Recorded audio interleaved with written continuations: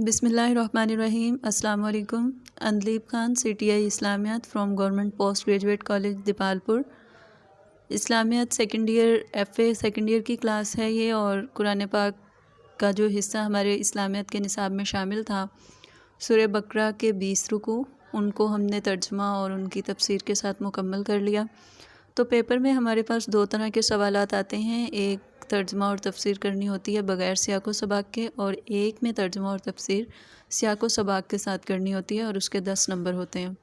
تو میں آپ کو نمونے کا پیراگراف دکھاتی ہوں۔ یہ ہمارے پاس آیت دی ہوئی ہے، وَمِمَّا رَزَقْنَاهُمْ يُنْفِقُونَ۔ تو اس کا ہم پہلے ترجمہ لکھیں گے۔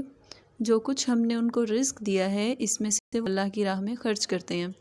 اور پھر سیاق و سباق جیسے ہم لوگ اردو میں کرتے ہیں، اسی طرح اسلامیت میں ہوگا، یعنی جو آیت ہمیں دی گئی ہے اس آیت کے بارے میں پہلے ہم بتائیں گے کہ یہ آیت کس سورت کی ہے، اور یہ آیت کس رکوع سے لی گئی ہے، آیت کا نمبر کیا ہے، اور اس کے آغاز میں اللہ تعالیٰ نے کیا فرمایا، اور اس کا پچھلی آیات سے کیا ربط ہے، یہاں پہ کون سا مضمون چل رہا تھا، کس طرح کے واقعات یا کس طرح کے مسائل جو ہیں وہاں یہاں جاری تھے، اور مزید اس کے بارے میں اب جو ہمیں آیت دی گئی ہے اس میں کیا بتایا جا رہا ہے، اور یہ کس جز کا حصہ ہے۔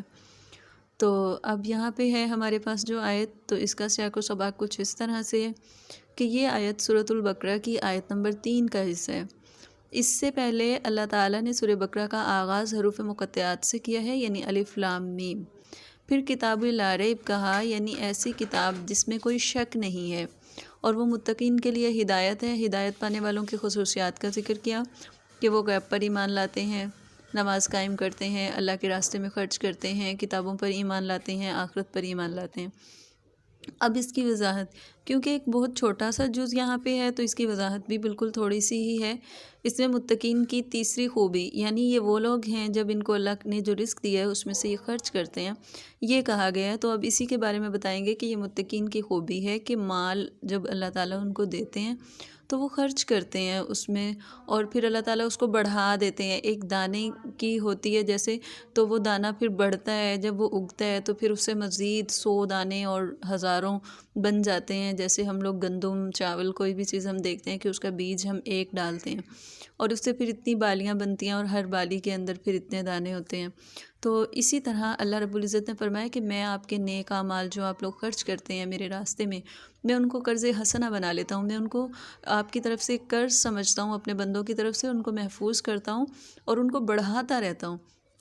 پھر آخر میں 5 خصوصیات بتائیں کہ یہ والی خصوصیات جن کا ابھی ہم نے سیاق و سباق میں تذکرہ کیا کہ اگر یہ خصوصیات کسی انسان میں پائی جاتی ہیں تو وہ اپنے رب کی طرف سے ہدایت پر ہے اور وہ کامیاب ہے۔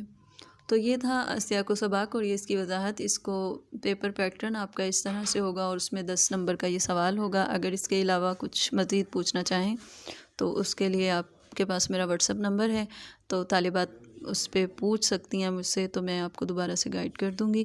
اللہ حافظ۔